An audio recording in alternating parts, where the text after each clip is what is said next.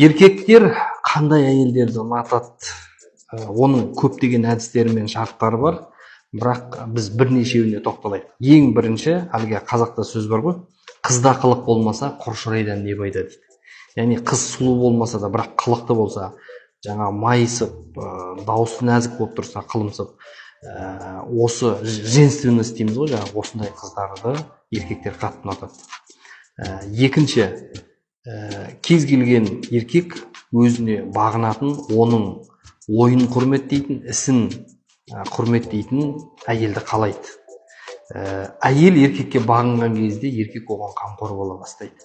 Неге нәресте тәтті, неге оның қылығы сұлу болып көрінеді, сүйкімді, аяғын сүюге дайынбыз? Неге?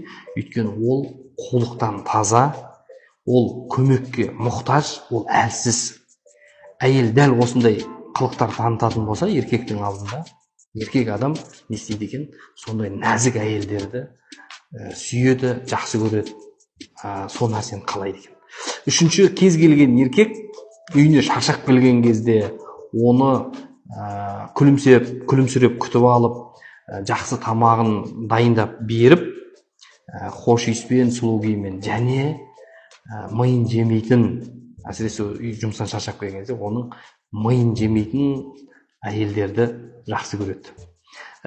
Еркек, кез келген еркек, оның әкесі мен шешесін және оның туысқандарының тілін тапқан әйелді құрметтегеннің үстіне құрметтей түседі. Солармен сыйласып тіл табысқан әйелді енді ондай әйелдер қатты сыйлайды. Хадисте не деп келеді? 5-ші ереже. Қандай әйел жақсы деген кезде, саған қарасаң көзің қуанатын, саған бағынатын және көп бала туатын әйелдер, жақсы әйелдер дейді.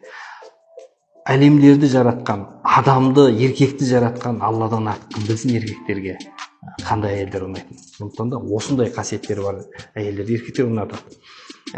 Келесі 6-шы ереже, кез келген еркекке жұмыстан кешіккен кезде іздейтін әйелдер ұнайды.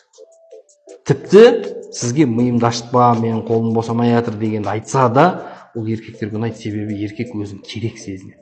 7-ші қағида, ер адам өзінің тапқан дүниесін ақылдасып, оның рұқсатымен жұмсайтын әйелдерді қалайды.